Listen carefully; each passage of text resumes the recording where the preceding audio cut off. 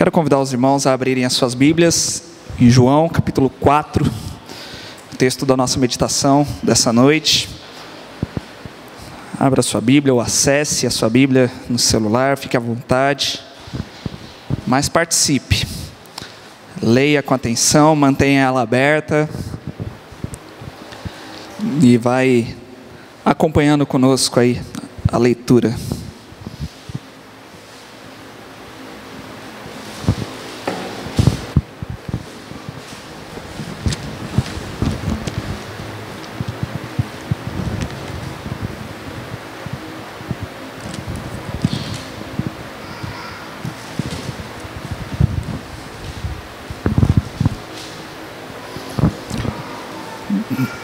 Todos acharam? Diz assim a palavra de Deus: Os fariseus ouviram falar que Jesus estava fazendo e batizando mais discípulos do que João, embora não fosse Jesus quem batizasse, mas os seus discípulos. Quando o Senhor ficou sabendo disso, saiu da Judeia e voltou uma vez mais à Galiléia. Era-lhe necessário passar por Samaria. Assim chegou a uma cidade de Samaria, chamada Sicar, perto das terras que Jacó dera a seu filho José. Havia ali o poço de Jacó. Jesus, cansado da viagem, sentou-se à beira do poço. Isso se deu por volta do meio-dia. Nisso veio uma mulher samaritana tirar água. Disse-lhe Jesus: dê-me um pouco de água. Os seus discípulos tinham ido à cidade comprar comida. A mulher samaritana lhe perguntou: como o Senhor, sendo judeu, pede a mim, uma samaritana, água para beber? Pois os judeus não se dão bem com os samaritanos. Jesus lhe respondeu: se você conhecesse o dom de Deus e quem lhe está pedindo água, você lhe teria pedido e ele lhe teria dado água viva. Disse a mulher: o Senhor não tem com que tirar água e o poço é fundo. Onde pode conseguir essa água viva? Acaso o Senhor é maior do que o nosso pai Jacó, que nos deu o poço, do qual ele mesmo bebeu, bem como seus filhos e seu gado? Jesus respondeu: quem beber desta água terá sede outra vez, mas quem beber da água que eu lhe der, nunca mais terá sede. Ao contrário, a água que eu lhe der se tornará nele uma fonte de água a jorrar para a vida eterna. A mulher lhe disse: Senhor, dê-me dessa água para que eu não tenha mais sede, nem precise voltar aqui para tirar água. Ele lhe disse: vá, chame o seu marido e volte. Não tenha medo, não tenho marido, respondeu ela. Disse-lhe Jesus: você falou corretamente, dizendo que não tem marido. O fato é que você já teve 5, e o homem com quem agora vive não é seu marido. O que você acabou de dizer é verdade. Disse a mulher: Senhor, vejo que é profeta. Nossos antepassados adoraram neste monte, mas vocês, judeus, dizem que Jerusalém é o lugar onde se deve adorar. Jesus declarou: creia em mim, mulher, está próxima a hora em que vocês não adorarão o Pai, nem neste monte, nem em Jerusalém. Vocês, samaritanos, adoram o que não conhecem. Nós adoramos o que conhecemos, pois a salvação vem dos judeus. No entanto, está chegando a hora, e de fato já chegou, em que os verdadeiros adoradores adorarão o Pai em espírito e em verdade. São estes os adoradores que o Pai procura. Deus é espírito, e é necessário que os seus adoradores o adorem em espírito e em verdade. Disse a mulher: eu sei que o Messias, chamado Cristo, está para vir.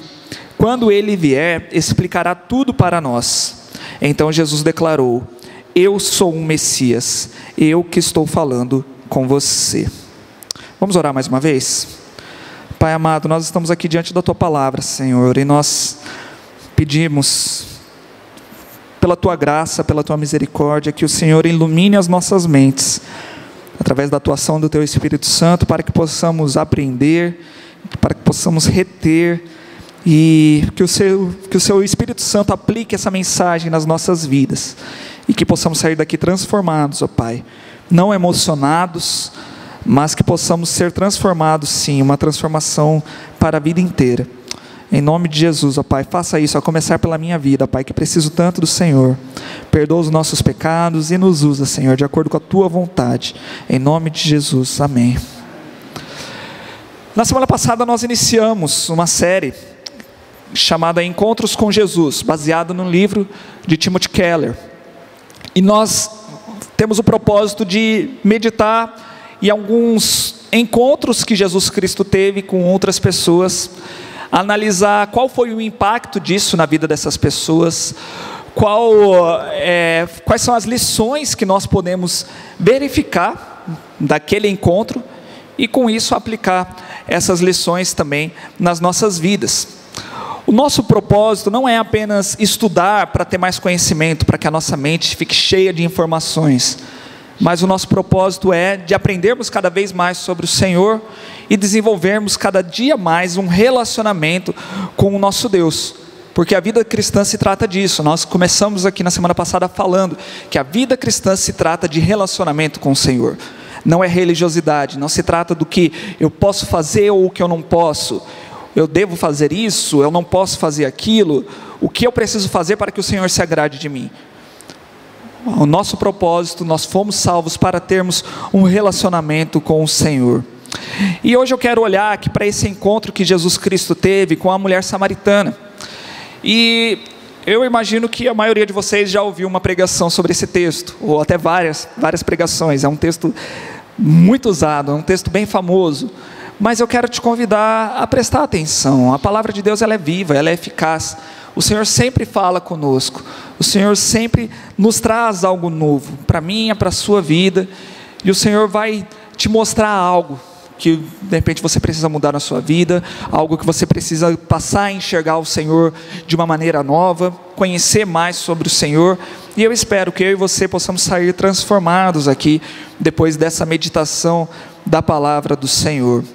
E quando nós olhamos então para esse encontro que Jesus Cristo teve com essa mulher, nós vemos aqui um relacionamento se iniciando, né? Jesus passa a se relacionar com essa mulher que ele não conhecia jamais. Mas, em primeiro lugar, nós já podemos destacar que esse encontro não aconteceu ao acaso. Não foi algo assim que Deus deu uma sorte, né, de Jesus Cristo estar lá, naquele poço, e a mulher chegar naquele horário, naquele dia, e que sorte deles se encontrarem. Nós vemos que tudo isso é um propósito de Deus. Foi um encontro marcado por Deus. A mulher não sabia, a mulher não imaginava isso, mas já estava na agenda do Senhor de ter esse encontro. Nós entendemos isso porque Jesus Cristo, ele estava aqui saindo da Judéia e ele ia para o norte da Galileia. Ele tinha 3 caminhos que ele poderia fazer. Ou ele poderia ir pela costa, né, beirando ali o mar, ou ele atravessava o Rio Jordão e depois subia pela Pérea, ou ele ia através de Samaria. Só que os judeus, eles não gostavam de passar ali por Samaria, porque a Samaria era um território que ficava no meio ali do caminho deles, né? Mas era, como o próprio nome diz, né, um território dos samaritanos. E quem eram os samaritanos? Os samaritanos eram um povo que antigamente eram israelitas. Os israelitas viviam ali no Reino do Norte. E quando os assírios invadiram e levaram um povo cativo, aqueles que ficaram lá começaram a se casar e vieram outros povos também morar ali naquela terra. Então virou uma mistureba danada ali, né? Eles não ficaram só na linhagem deles de israelitas, eles se misturaram com outros povos, o que era assim, deturpável aos olhos do Senhor e era contra também a lei bíblica. Então os outros que sobraram passaram a tratar eles como inimigos também, e odiavam de um certo ponto de que os judeus às vezes oravam agradecendo por não serem samaritanos. Eles agradeciam a Deus porque eles não eram samaritanos, né? Olha só a que ponto que chega isso, né? Mas nós vemos aqui que Jesus Cristo, ele não faz acepção de pessoas. Eles tinham essa separação, eles não conviviam para nada, adoravam a Deus até separados, né? Os judeus adoravam em Jerusalém, os samaritanos tinham um templo deles lá na cidade de Gerizim, né? No Monte Gerizim. E então cada um adorava a Deus do seu jeito, você lá no seu canto, eu no meu, e a gente não se mistura aqui. Até temos a famosa parábola do bom samaritano, né, que Jesus Cristo traz ali uma lição dura para nós, em que os judeus, os sacerdotes, os levitas, não se importaram com aquele homem, com aquele próprio judeu, o irmão deles, que foi assaltado e ficou ali quase morto na beira do caminho, mas veio um samaritano e ajudou, ou seja, um inimigo, e agiu com amor, agiu com bondade. Então nós vemos que Jesus Cristo, ele não faz acepção de pessoas, ele vai lidar aqui com vários tipos de pessoas, e nós vamos ver isso ao longo da nossa caminhada por essa série. Mas quando nós vemos aqui Jesus Cristo tendo um diálogo com essa mulher, que era uma samaritana, nós vemos que a graça de Deus, ela é multiforme. A graça de Deus, ela age de várias maneiras e alcança diversas pessoas, diversas nacionalidades, diversas raças. Não é algo específico para alguém. E nós vamos ver então como Jesus Cristo chega, como Jesus Cristo tem esse encontro com essa mulher. Em primeiro lugar, ele não chega dando uma carteirada, né? Ele já chega assim, ó, eu sou o Filho de Deus, eu sou o Salvador desse mundo e você é uma pecadora, você está errada, viu? E ela, oi, desculpa, quem é você, né? Ele não chega dessa forma. Jesus, ele vem estabelecer um diálogo com aquela mulher. Ele entende que eles eram desconhecidos e um relacionamento ele deve se dar de uma forma gradual, pouco a pouco. E o conhecimento aqui dessa mulher, o conhecimento que essa mulher tinha a respeito de Jesus, nós vamos ver que era quase nada. E ela precisava conhecer mais a respeito de Cristo. Então, o meu propósito aqui nessa noite é analisar os 3 estágios do conhecimento que essa mulher teve a respeito de Cristo. E analisando esses 3 estágios, nós podemos olhar também para o nosso relacionamento com Cristo. E em que estágio nós estamos nesse relacionamento? O que conhecemos a respeito de Jesus Cristo? Será que conhecemos Ele bem? Ou será que mal o conhecemos? E o primeiro estágio que nós podemos destacar é conhecer a pessoa de Jesus Cristo. No primeiro momento ela conhece apenas aquele homem, que é uma pessoa. Ela não sabia direito quem ele era. O que ela percebe de cara é que ele é um judeu. Não precisou falar nada e ela já percebeu que ele era um judeu que estava ali. E a princípio esse conhecimento que ela tinha a respeito de Jesus não passava disso, né? E era um homem judeu que nem deveria conversar com ela. Quando Jesus vem pedir para ela tirar a água do poço para dar para ele, ela fica espantada. Ela fala assim, como é que você, sendo um judeu, vem pedir água para mim? Que história é essa? Você não está sabendo da regra que a gente não pode se falar, que a gente não pode ter um relacionamento, que nós não podemos ajudar uns aos outros? E amplificava ainda mais que naquela época, um rabino, um mestre, ele não poderia ir conversar a sós com uma mulher. Não era algo legal assim a se fazer. Mas Jesus mostrou aqui nesse relacionamento e no papo aqui de Jesus, naquilo que Jesus vai falar, que ela não tinha conhecimento de 3 fatos importantes. Ele vai falar que ela não sabia quem ele era, que ela não sabia aquilo que ele tinha para oferecer, e ela não sabia também como ela receberia essa oferta de Jesus. Então ele fala, né, dessa forma, e se você soubesse, né, se você conhecesse o dom de Deus e quem lhe está pedindo água, você lhe teria pedido e ele lhe teria dado água viva. Então ele está falando assim, você está achando que eu sou só um judeu, que eu sou só um homem? Eu sou muito mais do que isso. Você está lidando apenas com a figura externa, você está lidando apenas com o seu preconceito, né? Aquela imagem que você já pré-concebeu a respeito de mim. E então ela começa a pensar, então ele é algo a mais, e ela começa a tentar descobrir o que ele é a mais do que só um judeu, do que só um homem. E ela pergunta, né? Fala assim, por acaso você é maior do que Jacó? Então, porque o nosso pai Jacó que nos deu esse poço aqui, né? E ele mesmo deu de beber, né, para os seus filhos, para os seus servos. Mas Jesus ele está falando aqui não daquela água que estava ali. Jesus está falando que ele poderia dar para aquela moça uma água muito mais especial, que era uma água espiritual. E mesmo assim ela não entendeu, ela entendeu no sentido literal, né? Ela falou, mas você está me pedindo água e de repente você está me oferecendo água, né? Não tem nem balde, nada para tirar isso aí. Nós vemos aqui mais uma vez como as pessoas têm uma facilidade para confundir as coisas materiais com as coisas espirituais. Eu falei aqui na semana passada que nós temos uma facilidade muito grande de confundir isso, de cairmos numa religiosidade achando que estamos sendo espirituais, de irmos para a igreja, de frequentarmos um culto, de dar um dízimo, de dar uma oferta, de cantar e fazer isso de uma forma materialista. Fala assim, eu estou cumprindo aqui a listinha de tarefas que eu preciso fazer. E a mulher, então, ela confunde aqui as coisas espirituais. Jesus Cristo está falando de algo espiritual e ela está achando que é algo material. E aquilo salta aos olhos dela e ela fica interessada de saber como conseguir essa água, então. Porque para ela seria muito importante nunca mais voltar a ter sede. Então, nós vemos aqui mais uma vez também um ceticismo. Na semana passada nós falamos sobre Natanael, que foi um homem cético, né? Que ficou assim, pode vir alguma coisa boa de Nazaré? Esse Jesus Cristo de Nazaré, mas de Nazaré sai alguma coisa boa? Aí quando Jesus Cristo então encontra com ele, ele fala assim, mas de onde que o Senhor me conhece para estar falando tudo isso aí de mim? E essa mulher fica cética também, né? Ela fica assim, mas como que o Senhor vai me dar essa água aí? O Senhor nem tem balde, né? Então ela fica interessada, mas meio cética, né? E alguns estudiosos afirmam aqui que aquela mulher, analisando, né, toda essa situação, por que aquela mulher estava ali naquele horário, né, e aquilo que Jesus Cristo fala a respeito da vida dela também, alguns estudiosos acreditam que essa mulher não precisava estar nesse poço ali, porque na cidade dela existia um poço que era mais próximo, e ela não precisava ir até esse poço que era mais distante.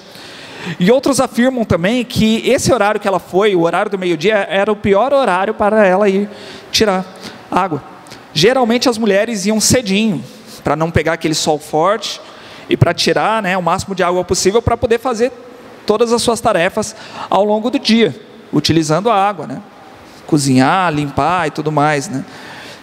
Mas essa mulher, ela vai para um poço mais distante da casa dela, e ela vai ao meio-dia.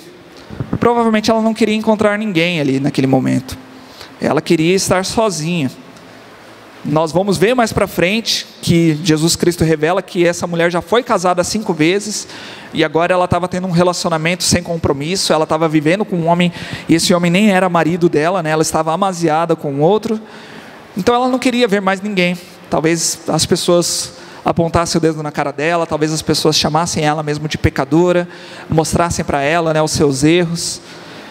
E ela, então ela ia no horário que ela pudesse estar sozinha, que ninguém fosse incomodar ela, mas mesmo assim ainda era difícil, né, ir no sol do meio-dia, ir mais longe.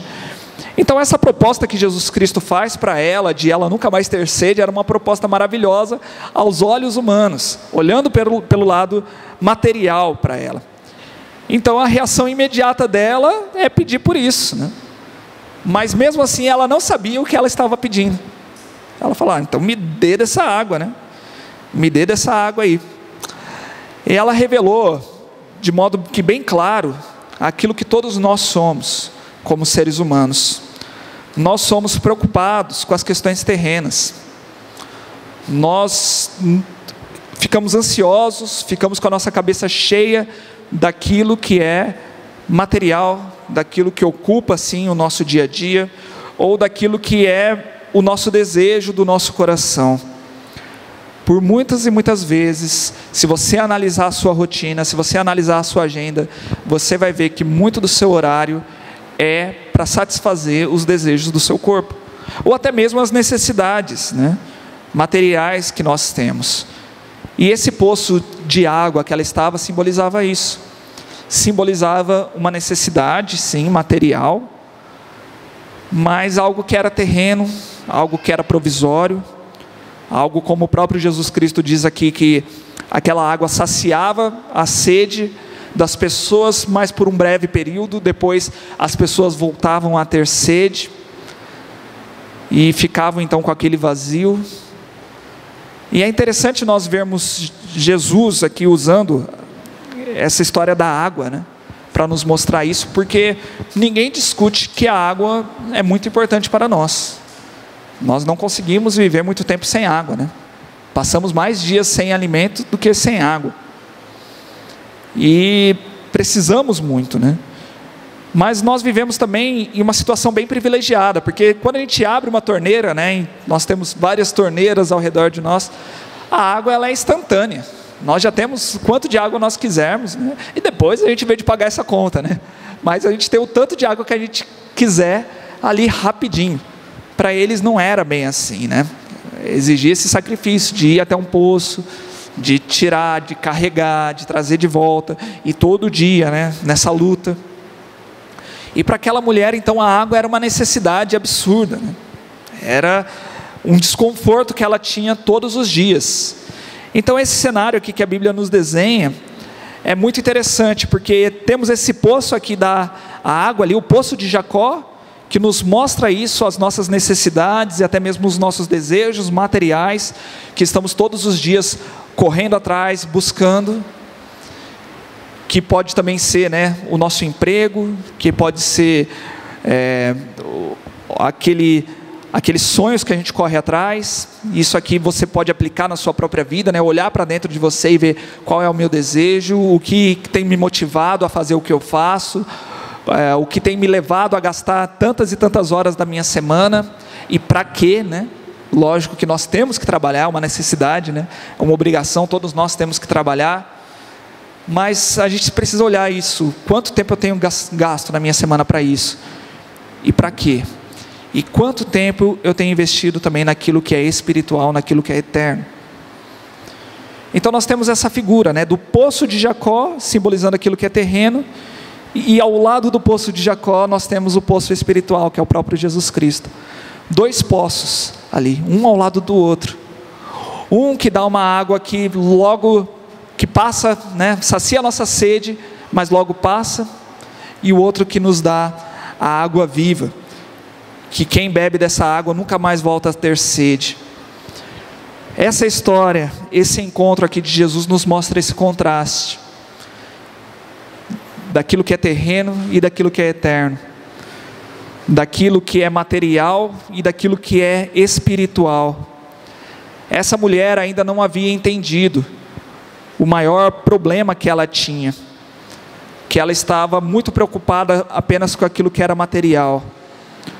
Ela estava preocupada em tirar a água do poço meio-dia, mas ela não percebeu que o maior problema dela é que ela estava longe de Deus, que ela não tinha essa água viva, e que o próprio Deus estava ali na frente dela, e ela nem reconheceu esse Deus. Então aqui já cabem algumas perguntas para nós, né? Quem é Jesus para você? Jesus, ele é só um homem? Jesus, ele é só um ser histórico que existiu lá em Israel, andou, foi aquele homem iluminado, um homem bonzinho que foi morto injustamente, um homem que tinha pensamentos além do seu tempo, né? E é só isso que Jesus Cristo é para você?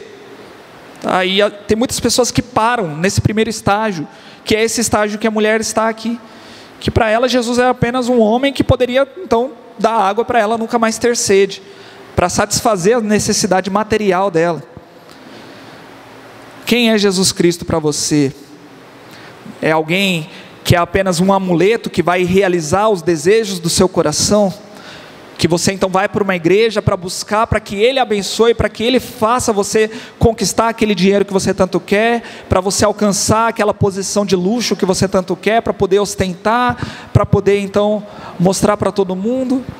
Ou porque você precisa de uma cura para conseguir viver, para continuar vivendo, então agora eu vou buscar Cristo. Jesus Cristo é isso? Apenas para que você tenha as coisas materiais? E então eles continuam aqui o papo, e Jesus Cristo leva ela para um próximo estágio, e no segundo estágio ela passa a conhecer a própria condição. Num relacionamento com Cristo, Jesus Cristo faz ela enxergar ela mesma de uma forma que ela nunca havia visto. Antes de dar a água da vida, Jesus, ele fala algo para ela, ele fala assim no versículo 16, vá, chame seu marido e volte. Olha que resposta, né? A mulher fala assim, me dá então essa água. Ele fala, tá bom, mas vai lá, chama seu marido e volta. Por que Jesus Cristo fez isso? Porque ele precisava preparar algo antes de dar essa bênção que é a água da vida, de dar a salvação. E é o que Jesus Cristo faz conosco também. Antes de realizar essa transformação em nós, Jesus Cristo mostra o quão pecadores nós somos.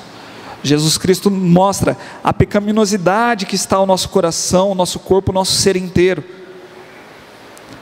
A Bíblia, por diversas vezes, compara o nosso coração ao solo, trazendo aquela ideia da agricultura, né?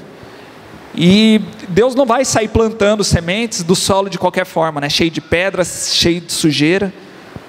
Um agricultor, o que ele faz? Ele limpa o terreno, né? Ele ara, ele tira todas as impurezas, e ele prepara aquele solo então para poder plantar, para poder cuidar, para que então a planta cresça e dê muitos frutos.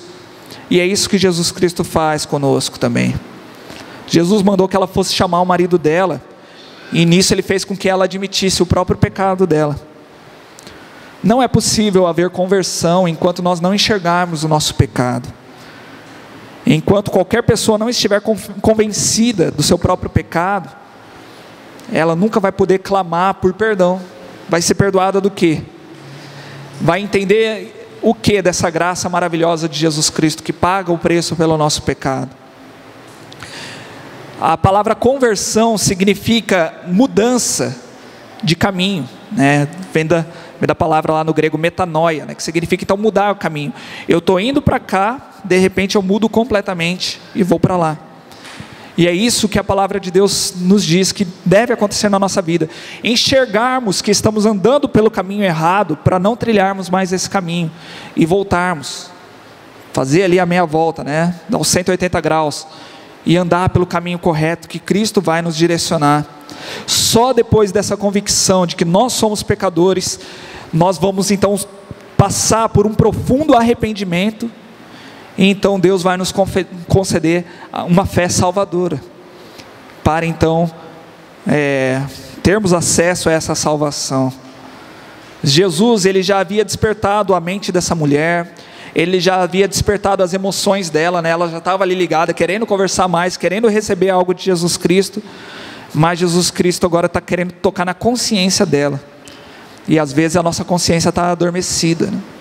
Às vezes nós estamos ali com pecados tão profundos, tão arraigados, tão escondidos lá dentro, e que Jesus Cristo está querendo cutucar. Quanto mais a gente conhece, mais o Espírito Santo vai lá, para cavar aquilo e tirar aquele pecado de lá, e falar assim, ó, você precisa se arrepender por esse pecado, você precisa abandonar tudo isso aí. E ela passa a olhar para Jesus de uma outra forma agora, né? Ela tinha visto ele como um homem, depois estava pensando, ele é maior do que Jacó, e agora ela pergunta para ele assim, bem vejo que és profeta. Ela passa a enxergar ele como o próprio profeta. E então, depois de ver isso, que ele era um profeta, então ele tinha uma ligação com Deus, que ela não sabia ainda como, ele sabia de mais coisas, né, sobre a vida dela. Ela começa a puxar um papo para fugir da confrontação do pecado dela. Ela começa a querer discutir teologia com ele. Ela começa a perguntar aqui, qual é o lugar certo para adorar? Quem que está certo, né? Os judeus ou os samaritanos? Vocês falam que tem que adorar lá em Jerusalém, nós falamos que tem que adorar aqui, e agora, né? Quem que está certo nessa história?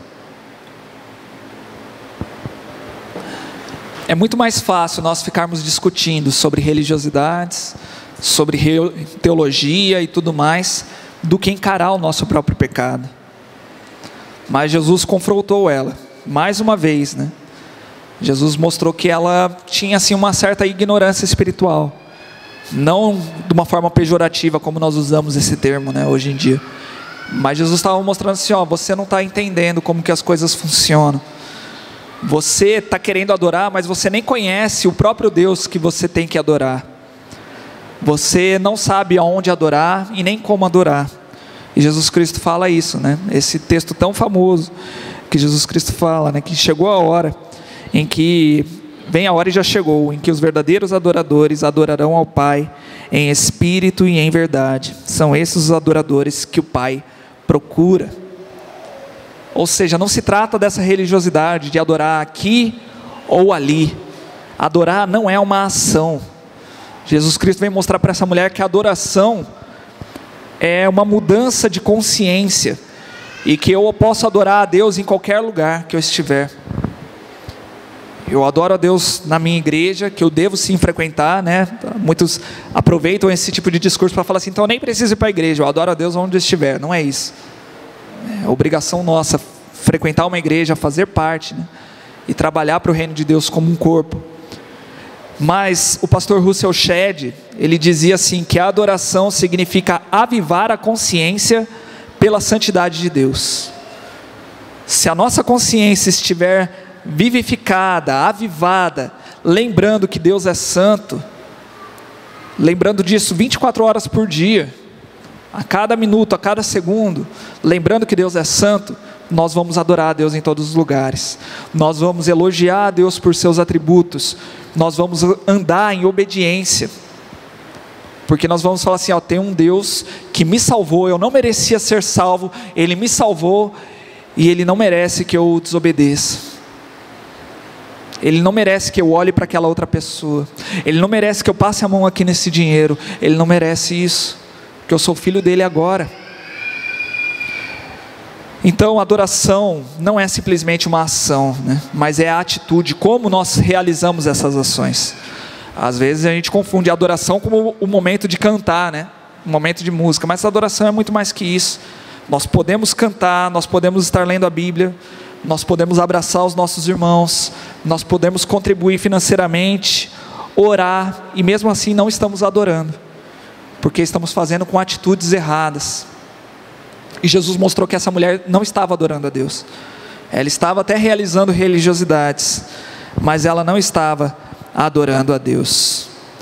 E ele traz isso então, né, que nós precisamos valorizar quem Deus é, e demonstrar esse valor de Deus, de que somente Deus é digno dessa adoração. Nós passamos a adorar a Deus em espírito e em verdade, nós passamos a ter essa mudança, né? Vamos adorar internamente, não só de uma forma externa, mecânica, mas vamos adorar com o nosso espírito, que renasceu, o Espírito Santo nos vivificou, o nosso espírito estava morto, mas o Espírito Santo nos deu uma nova vida, vivificou o nosso espírito, e em verdade, através da palavra de Deus, que é a verdade, nós adoramos a Deus, obedecendo a essa palavra, estudando, aprendendo cada vez mais com ela, e esses então são os verdadeiros adoradores, né? Que adoram em espírito e em verdade, adoram internamente, adoram em todo o tempo, valorizando a palavra de Deus, se enchendo dessa palavra da verdade. E então nós estamos aptos a ir para o terceiro estágio, que foi o que Jesus Cristo fez com essa mulher, de conhecer Cristo, o Salvador. Essa mulher quis conversar com ele a respeito do Messias, que é o Cristo, que é o ungido, é o enviado de Deus, que os judeus tanto esperavam, profetizado desde o início dos tempos, lá desde Gênesis, já era profetizado, tantos profetas falaram do Cristo que viria, do Messias, e eles esperavam isso, e Jesus Cristo vem fazer essa declaração para ela, no versículo 26, eu sou o Messias, eu que estou falando com você. E é interessante que Jesus usa a expressão eu sou, que é a mesma expressão que é referente ao nome de Deus, né? Yahvé, que significa eu sou. Deus é conhecido como o grande eu sou, e Jesus Cristo fala assim, eu sou esse Messias. E nesse momento aqui a mulher então passa a crer em Jesus. Jesus Cristo deixa de ser apenas aquele homem, ela viu que Jesus Cristo existia, o Messias já estava ali, ela viu o pecado da vida dela, e ela viu que diante dela então estava a fonte da água da vida, estava o verdadeiro poço que ela deveria buscar. E qual que foi o primeiro passo dela? Ela abandonou aquele poço terreno, aquele poço de águas que só saciariam a sede física dela. Ela larga o balde dela ali, e ela vai compartilhar já da fé dela para os outros que estavam na cidade, para os seus amigos, né? Para as outras pessoas. E ela vai dizer que ela encontrou o Cristo. Isso aí está mais para frente no texto, que nós não lemos tudo, o texto é muito grande, mas ela vai trazer as outras pessoas, fala assim, eu encontrei o Cristo, vem ver esse homem aqui que está falando tudo aquilo que eu vivi, vem ouvir falar dele. Essa mulher, ela entendeu que ela estava perdida, que ela foi encontrada, essa mulher entendeu que o principal problema dela não era a água. O principal problema dela era que ela estava longe de Deus, e esse problema foi solucionado, e que Jesus Cristo agora era tudo aquilo que ela precisava, e isso trouxe alegria para essa mulher, a verdadeira alegria da salvação. Será que nós temos essa alegria? Será que na sua vida de cristão, talvez você tenha anos e anos batizado, você sente essa alegria mesmo que Deus solucionou o seu pior problema? Ou você está preocupado com os boletos que estão para vencer? Você está preocupado como que você vai chegar até o final do mês, né? Dia 20 ainda hoje, tem mais 10 dias aí, talvez, né? Mais 7 ainda, e você está aqui, tá bom, tá, mas e agora? O que eu vou fazer para pagar aquelas contas? Será que seu maior problema é esse? Seu maior problema é que daqui a 100 anos, pouco importa esse boleto, né? Que você se preocupou tanto em pagar, mas daqui a 100 anos você vai estar diante do Senhor, talvez até menos, né? Pode ser amanhã. E qual que é o seu maior problema? Ele foi solucionado mesmo? A dívida que você tem diante do Senhor foi apagada, foi paga? Você se arrependeu pelos seus pecados? E saber disso te traz essa alegria de viver para o Senhor, de querer agora falar dele e compartilhar dessa fé que você tem para os outros? Perceba, aquela mulher antes ela fugia de ter um encontro com as pessoas, para ir num poço meio-dia, no pior horário, para não ver ninguém, e ela estava lá sozinha mesmo, e agora ela vai conversar com as pessoas. Ela está pouco se importando agora para o que as pessoas pensavam dela, se ela tinha algum apelido, se ela tinha algum estereótipo para as pessoas. Ela fala assim: eu quero falar desse homem, eu quero que as pessoas conheçam ele também. Tudo isso que eu estou sentindo, eu quero que as pessoas sintam também.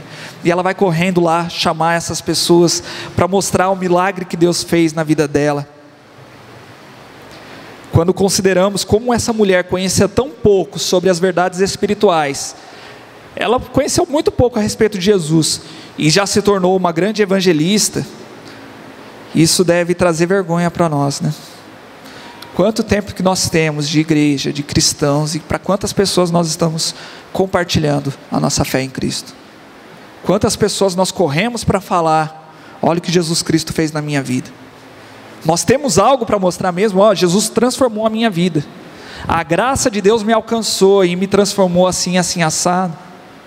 Ou dá na mesma, eu sou mais um, as pessoas me veem iguais a elas, não tem nada de diferente. Essa mulher então, ela tem, a partir daquele momento, a água viva fluindo dentro dela, assim como Jesus Cristo mostrou. E mais uma vez Jesus mostra, né, ao final dessa história, ao final do capítulo aqui, que Jesus Cristo veio para desfazer todas as barreiras, para desfazer os preconceitos. Os samaritanos foram lá ouvir de Jesus Cristo e ficaram maravilhados também, e pediram: fica aqui conosco, não vai embora não. E Jesus Cristo fica 2 dias lá pregando para eles, ensinando eles. Muitos se convertem ali. E olha que interessante, como que começou toda essa transformação, esse avivamento no meio do povo samaritano, que era o povo inimigo.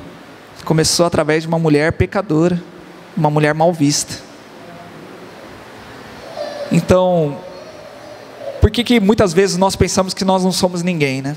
Melhor Deus usar o outro é mais bem preparado, o outro é mais bem estudado, o outro fala bem, o outro tem mais dinheiro, eu não, eu tenho pecados na minha vida, eu não sou muito bom não. Não se trata de nós, se trata do Deus que nos usa. É Cristo que nos salva, nós só somos ferramentas nas mãos dele. E eu quero concluir te levando a pensar, te convidando para que todos nós juntos, né, eu também, possamos pensar, né, o que nós temos buscado na nossa vida. Nós temos empreendido os nossos esforços na busca de qual água? Da água terrena ou da água da vida? Quando você olha para essa sua agenda, quanto tempo você tem buscado tempo você tem despendido ali para buscar aprender mais da palavra de Deus, para pregar essa palavra para outras pessoas? Se Deus aparecesse para você hoje e falasse assim, ó, pode pedir uma coisa, o que é que você pediria, que falaria assim, se Deus me der isso, vai resolver todos os meus problemas? Existe alguma coisa material que você acha que tendo isso vai resolver todos os seus problemas? Se tem, tome cuidado, porque isso aí pode estar sendo o ídolo da sua vida. O nosso coração é uma fábrica de ídolos. Nós sempre estamos criando novos ídolos para nos prostrar diante dele e achar que nós só seremos felizes quando nós tivermos isso. Agora a questão é que quando nós alcançamos esses ídolos, eles nos humilham. E depois nós queremos mais, e nós ficamos com essa sede, e queremos mais. Existe uma frase que diz assim, desculpa, no momento eu não vou lembrar quem é o autor dessa frase, mas disse assim, quanto que o ser humano precisa para ser feliz? E a resposta é, um pouco mais. Fala assim, com 1 milhão resolveria a minha vida, mas se você tiver 1 milhão, você vai querer um pouco mais. Fala, não, eu preciso de um pouco mais. Porque nós ficamos com essa sede. A satisfação humana é essa fome, é essa sede que não passa jamais. Só Jesus Cristo pode saciar. E enquanto buscarmos nos saciar com as coisas terrenas, sempre sentiremos essa fome, sempre sentiremos essa sede. Então, eu quero te convidar a pensar sobre isso, né? No relacionamento com Cristo, até onde você chegou, onde está esse estágio de conhecimento de Cristo? Para você, Jesus é só uma pessoa? Você já chegou a um ponto em que Jesus Cristo mostrou os pecados da sua vida que você precisa abandonar? Mas será que você parou nesse segundo estágio e não quer abandonar os pecados e não quer viver em santidade? Ou você tem desfrutado do Cristo de Jesus como o seu próprio Cristo, como o seu Salvador, que é tudo o que você precisa para viver? Deus nos concede a graça dele, uma graça maravilhosa, que é um presente para nós. A graça é isso, é um favor que nós não merecemos. Jesus Cristo já veio ao nosso encontro para nos salvar, para nos transformar, para perdoar os nossos pecados. E nós só temos que abrir os braços para receber essa graça.